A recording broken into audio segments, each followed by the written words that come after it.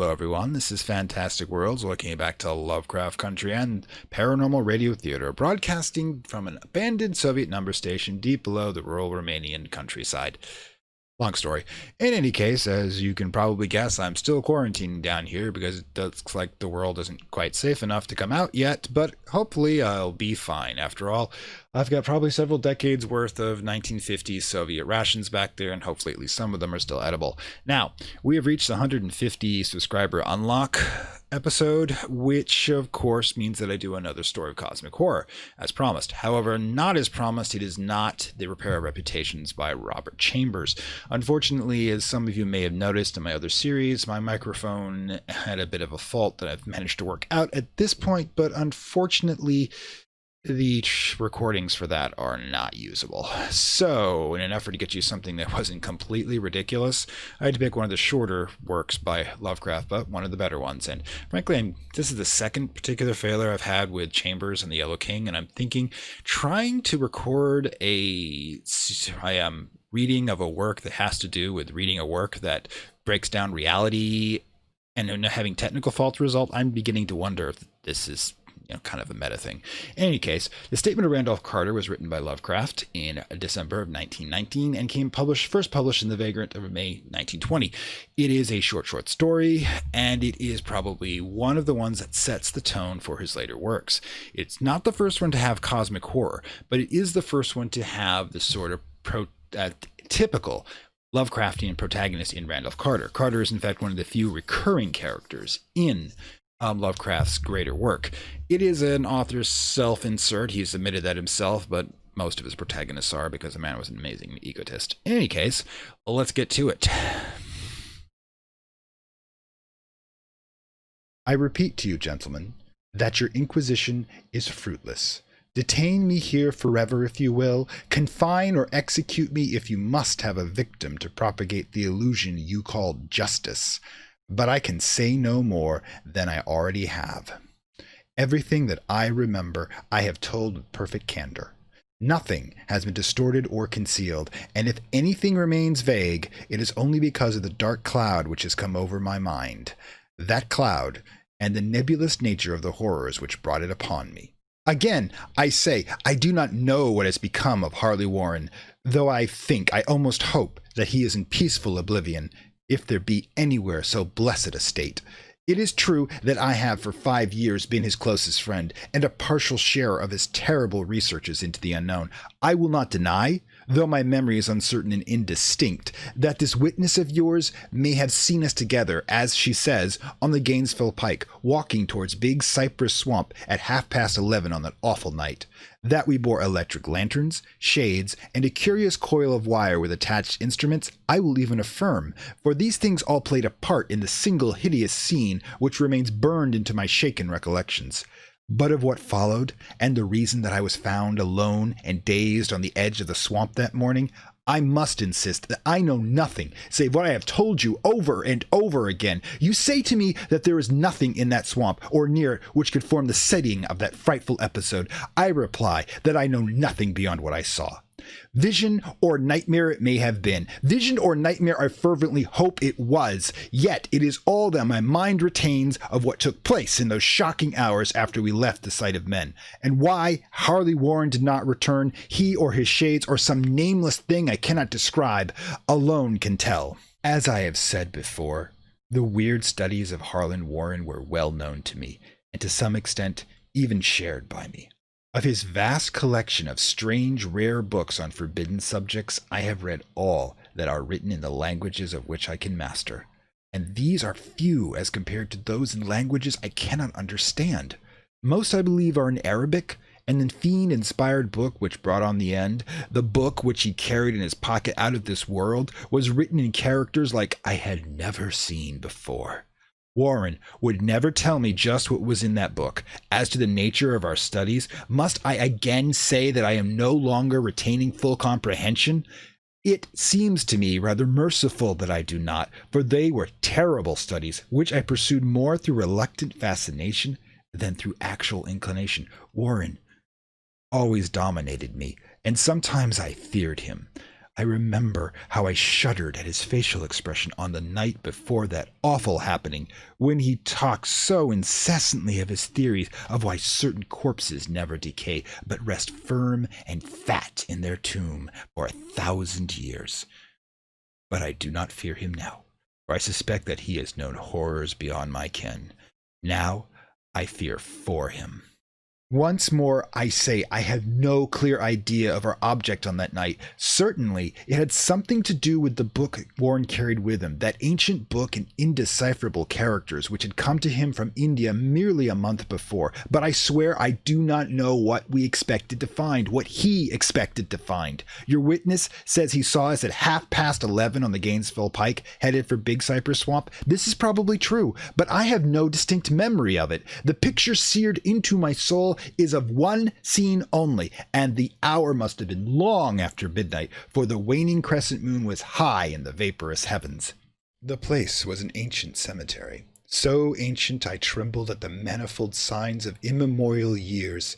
It was a deep, damp hollow, overgrown with rank grass, moss, and curious creeping weeds, and filled with a vague stench which my idle fantasy associated absurdly with rotting stone. On every hand there were signs of neglect and decrepitude, and I seemed haunted by the notion that Warren and I were the first living creatures to invade a lethal silence of centuries. Over the valley's rim, a wan, waning crescent moon peered through the noisome vapors that seemed to emanate from unheard-of catacombs, and by its feeble wavering beams I could distinguish a repellent array of antique slabs, urns, centigraphs, and mausoleum facades, all crumbling, moss-grown, and moisture-stained, partially concealed by the gross luxuriance of the unhealthy vegetation. My first vivid impression of my own presence in this terrible necropolis concerns the act of pausing with Warren before a certain half-obliterated sepulchre, and of throwing down some burdens which we seemed to have been carrying. I now observed that I had with me an electric lantern and 2 spades, while my companion was supplied with a similar lantern and a portable telephone outfit. No word was uttered, for the spot and task seemed known to us, and without delay we seized our spades and commenced to clear away the grass, weeds, and drifted earth from the flat archaic mortuary. After uncovering the entire surface, which consisted of 3 immense granite slabs, we stepped back some distance to survey the charnel scene.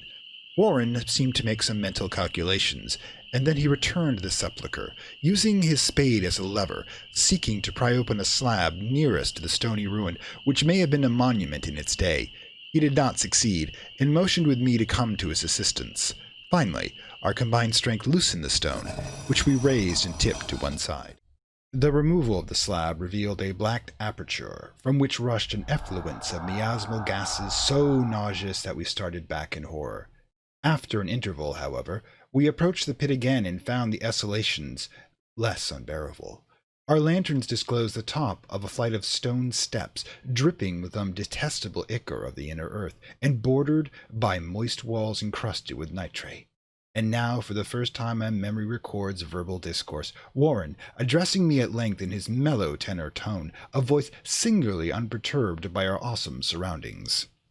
"I'm sorry to have to ask you to stay on the surface," he said, "but it would be a crime to let anyone with your frail nerves go down there. You can't imagine, even from what you have read and what I've told you, the things I shall have to see and do. It's fiendish work, Carter, and I doubt that any man without ironclad sensibilities could ever see it through and come up alive and sane. I don't wish to offend you, and heaven knows I'd be glad enough to have you with me, but the responsibility is in a certain sense mine, and I couldn't drag a bundle of nerves like you down to probable death or madness. I tell you, you can't even imagine what the thing is really like, but I promise to keep you informed over the telephone of my every move. You'll see I've enough wire here to reach the center of the earth and back."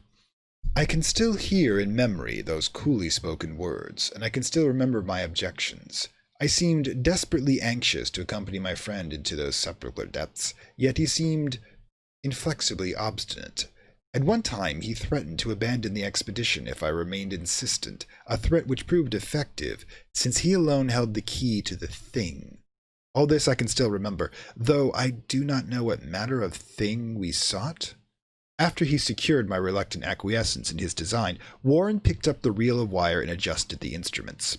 At his nod, I took one of the latter and seated myself upon an aged, discolored gravestone close by the newly uncovered aperture.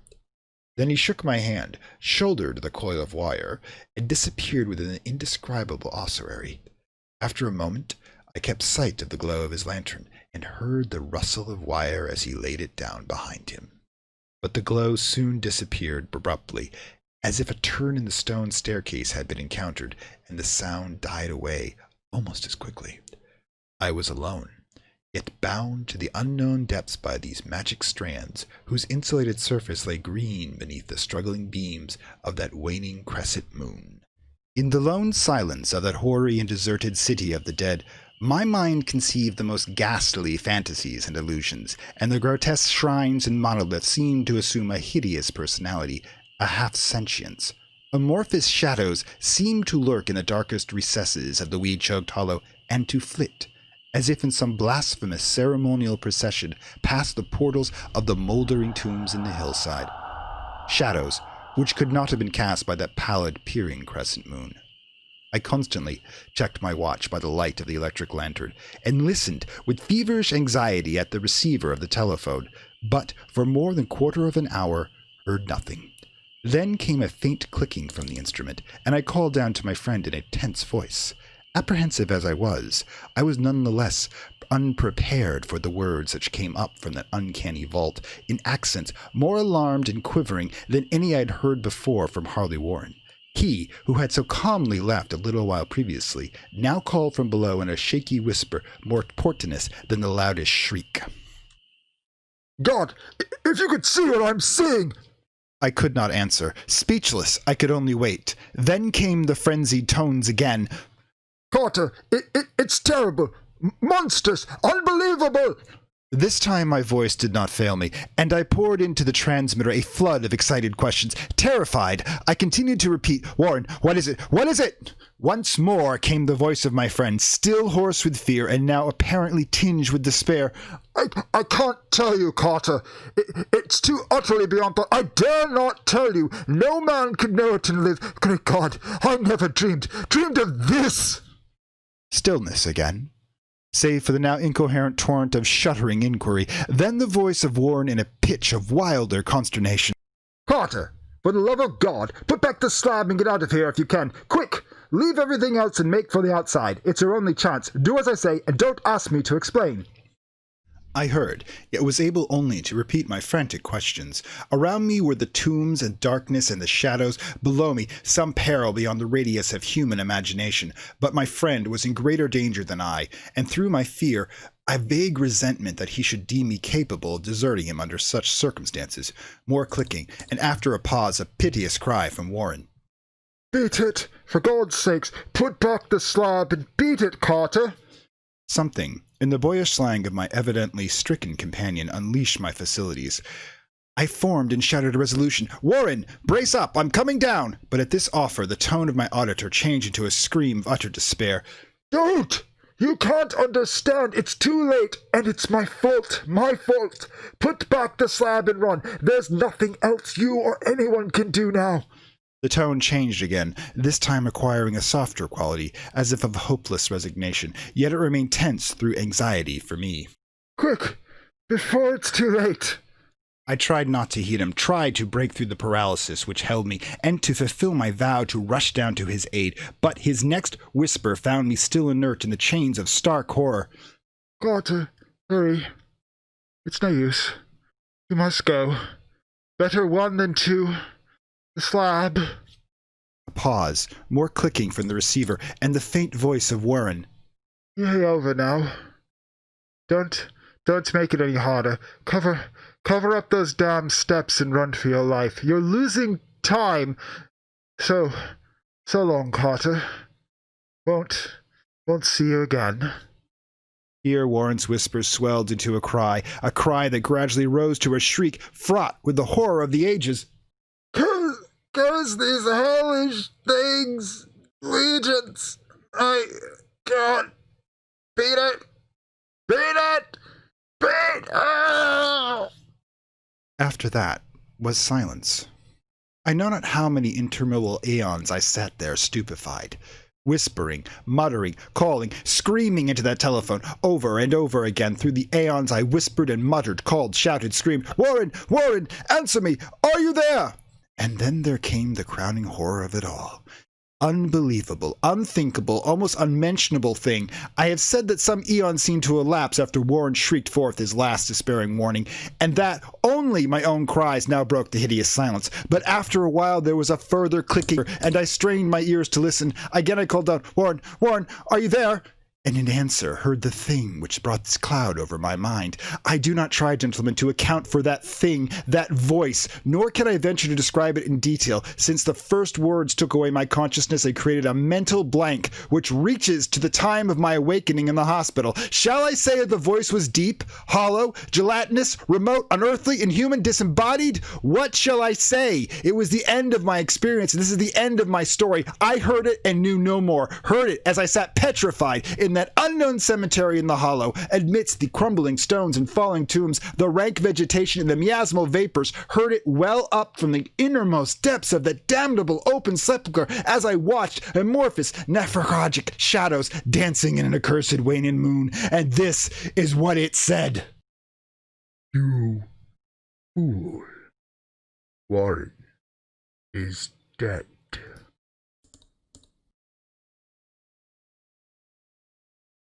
And we're back. And now I do hope you see why this is one of my favorite stories. It's also very popular for anthologies and such due to its short length and the fact that it introduces the concept of the greater cosmic universe that Lovecraft would be inhabiting. After all, you get the idea this is just one adventure into a much darker, deeper realm that eventually Lovecraft and later authors would explore more fully. And it's not the first cosmic horror one. I think that one's Dagon, but Dagon was really kind of cribbing off other people's style.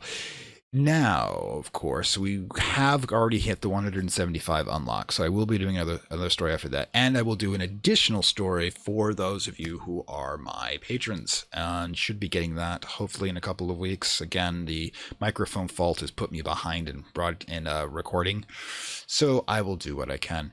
In any case, those of you who are watching my other series may know or may not know yet that the game I did, Canarium, is actually cribs from this, as well as that The Mountains of Madness. There is one part in the late game where you actually find correspondence the protagonist's mentor had with Harvey Warren. And if you're really paying attention to the parallels, you'll note that the character you're playing, kind of the younger, less experienced in cosmic horror individual, following his mentor towards possible doom, is replicated in that game itself. I'll leave a link up there if you're interested in it. In any case, this is Fantastic World, and this has been Paranormal Radio Theater.